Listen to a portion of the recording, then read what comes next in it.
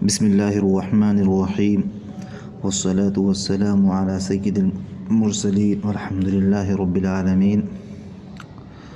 آج ہم سورہ نوح کی بقیہ آیات کا ترجمہ اس کی تفسیر کریں گے۔ آیت نمبر 14 سے اس کے آخری آیت تک ہم اس کو سمجھنے کی کوشش کریں گے انشاءاللہ۔ جیسا کہ اس سے پہلے کی آیات میں بتلایا گیا تھا کہ حضرت نوح علیہ السلام کو اپنی قوم کی طرف بھیجا گیا اور اس پیغام کے ساتھ بھیجا گیا کہ آپ لوگوں کو دعوت دیں اور لوگوں سے کہیں کہ اے لوگوں، اللہ تعالیٰ کی عبادت کرو، تقوی اختیار کرو اور مجھے ایز اے رسول میری اطاعت کرو، یعنی حضرت نوح علیہ السلام کی۔ لیکن ان کی قوم نے بات نہ مانی، بلکہ جب بھی حضرت نوح علیہ السلام دعوت کا کام کرتے تھے، ان کو دعوت دیتے تھے، ان کو تبلیغ کرتے تھے، تو لوگ جو ہے یا تو اپنے کانوں میں جو ہے انگلیاں ٹھونس لیتے تھے یا جو ہے وہ چھپ کر بھاگتے تھے اور آپ کی بات ماننے سے جو ہے وہ انکار کرتے تھے۔ پھر اللہ تعالیٰ نے انہیں بتلایا کہ تم کیسے ہو کہ تم دنیاوی رئیسوں، سرداروں، دولت مندوں کے سامنے تو سر جھکا دیتے ہو اور بغاوت کرنے سے ڈرتے ہو، لیکن اس ذات کے خلاف بغاوت کرنے، اس کی عزت کو ٹھیس پہنچانے سے نہیں ڈرتے ہو، جس نے تمہیں مختلف طریقے سے پیدا کیا، مختلف لمحات میں پیدا کیا، لیکن تمہارے حال یہ ہیں کہ تم اللہ تعالیٰ کا انکار کر بیٹھتے ہو، اللہ تعالیٰ کے احسانات کا اور اس کی جو بلیسنگس ہے تم پر، اس کو تم بھلا بیٹھتے ہو اور اس کے خلاف بغاوت کرنے لگتے ہو۔ اب ہم اس بات کو سمجھنے کی کوشش کریں گے کہ اللہ تعالیٰ نے کون کون سے انعامات سے نوازا ہے۔ ان انعامات کا اللہ تعالیٰ نے یہاں پر تذکرہ کرایا ہے کہ انعامات کو ہم نے تم پر عطا کیے ہیں، لیکن پھر بھی تم نہیں مانتے ہو اور حق سے اعراض کرتے ہو۔ آئیے اب ترجمہ کرتے ہیں۔ اعوذ باللہ من الشیطان الرجیم، بسم اللہ الرحمن الرحیم۔ وَقَدْ خَلَقَكُمْ أَطْوَارًا، حالانکہ اس نے طرح طرح سے تمہیں بنایا ہے، یعنی کہ تخلیق کے جو مدارج اور اطوار سے گزارتا ہوا تمہیں موجودہ حالت پر لایا ہے، یعنی اس کے جو الگ الگ اسٹیج ہیں۔ پہلے تم ماں باپ کی صلب میں الگ الگ نطفوں کی شکل میں تھے، اسپم کی شکل میں تھے، پھر خدا کی قدرت ہی سے یہ دونوں نطفے یعنی اسپم ملے اور تمہارا جو ہے استقرار حمل ہوا، پھر 9 مہینے تک ماں کے پیٹ میں بتدریج نشو و نما ہوئی، پھر انسانی شکل بنی، پھر اللہ تعالیٰ نے جو ہے دنیا میں انسان کی حیثیت سے تمہیں بھیجا ایک زندہ بچے کی صورت میں۔ تم ماں کے پیٹ سے باہر آئے اور تمہیں ایک حالت سے دوسری حالت تک ترقی دی جاتی رہی، یہاں تک کہ تم جوانی کی عمر کو پہنچے۔ ان تمام منازل سے گزرتے ہوئے تم ہر وقت پوری طرح خدا کے بس میں تھے۔ وہ چاہتا تو تمہارا استقرار حمل ہی نہ ہونے دیتا، یعنی کہ تمہارے اسپم کو وہ ٹھہرنے ہی نہ دیتا اور تمہاری جگہ کسی اور شخص کا استقرار کر دیتا۔ وہ چاہتا تو ماں کے پیٹ میں تمہیں اندھا، بہرا، گونگا یا اپاہج بنا دیتا، تمہاری عقل میں کوئی فطور رکھ دیتا۔ وہ چاہتا تو تمہیں زندہ بچے کی صورت میں پیدا ہی نہ ہونے دیتا، پیدا ہونے کے بعد ہی وہ تمہیں ہلاک کر سکتا تھا، اور اس کے ایک اشارے پر بھی کسی وقت بھی تم کسی حادثے کے شکار ہو سکتے تھے۔ جس خدا کے بس میں تم اس طرح بے بس ہو، اس کے متعلق تم نے یہ کیسے سمجھ رکھا ہے؟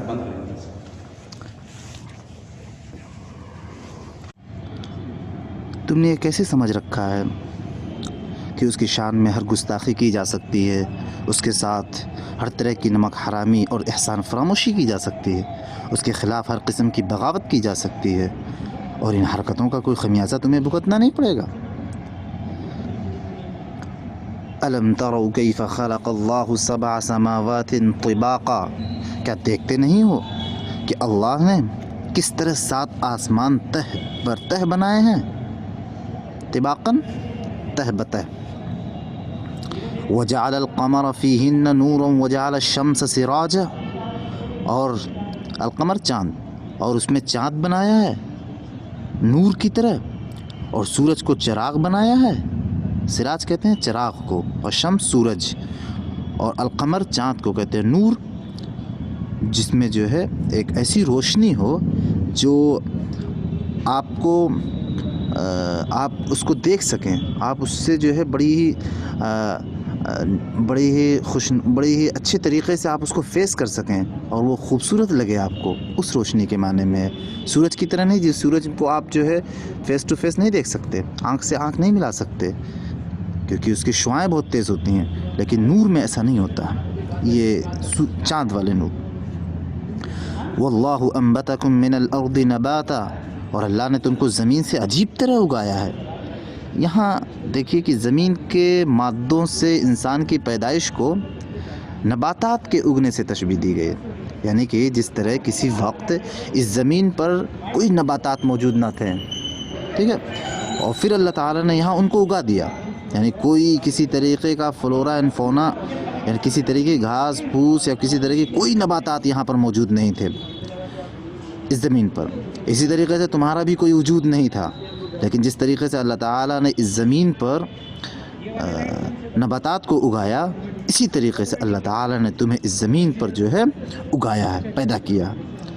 ثم یعیدکم فیہا ویخرجکم اخراجا، پھر وہ تمہیں اسی زمین میں واپس لے جائے گا اور اسی سے یکا یک تم کو نکال کھڑا کرے گا. اعاد یعید کا مطلب واپس لے جانا، اور اخرج یخرج، اخراج کہتے ہیں کسی چیز کو نکالنا. یعنی پھر تم کو اسی زمین میں وہ دفنا دے گا. یعنی جب تمہاری موت آئے گی تو تم اسی زمین میں چلے جاؤ گے، اور پھر جب قیامت برپا ہوگی تو اللہ تعالیٰ تمہیں اس زمین سے نکال اٹھائے گا. واللہ جعل لکم الارض بساطا، اور اللہ نے زمین کو تمہارے لیے فرش کی طرح بچھا دیا. یعنی فرش کی طرح، جس طریقے سے ایک جو ہے فرش ہوتا ہے بالکل صاف ستھرا جو ہے چلنے کے لائق ہوتا ہے، اس طریقے سے اللہ تعالیٰ نے تمہیں زمین کو جو ہے بچھا دیا ہے. لِتَسْلُكُوا مِنْهَا سُبُلًا فِجَاجًا، تاکہ تم اس کے اندر کھلے راستوں میں چلو. سلک یسلک کا مطلب ہوتا ہے چلنا، اور سبل راستے، اور فجاج کہتے ہیں کھلے ہوئے، کشادہ، وسیع، وائڈ کے معنی میں. قال نوح رب انہم عصونی واتبعوا من لم یزدہ مالہ وولدہ الا خسارا. نوح علیہ السلام نے کہا، میرے رب، انہوں نے میری بات رد کر دی اور ان رئیسوں کی پیروی کی جو مال اور اولاد پا کر اور زیادہ نامراد ہو گئے. یعنی کہ اے میرے رب، یہ لوگ قوم کے سرداروں کی بات ماننے لگے، جن کی اولاد اور جن کے مال، ٹھیک ہے، جن کے اولاد اور ان کے مال پا کر وہ بہت زیادہ نامراد ہو گئے تھے، ان کی یہ اتباع کرنے لگے. وَمَكَرُوا مَكَرًا كُبَّارًا، ان لوگوں نے بڑا بھاری مکر کا جال پھیلا رکھا ہے. مکر ہے ہم کو مکاری کرنا، سازش رچنا. مکر سے مراد ان سرداروں اور پیشواؤں کی وہ فریب ہیں جن سے وہ اپنی قوم کے عوام کو حضرت نوح علیہ السلام کی تعلیمات کے خلاف بہکانے کی کوشش کرتے تھے. مثلا وہ کہتے تھے کہ نوح تم ہی جیسا ایک آدمی کیسے مان لیا جائے کہ اس پر خدا کی طرف سے وحی آئی ہے.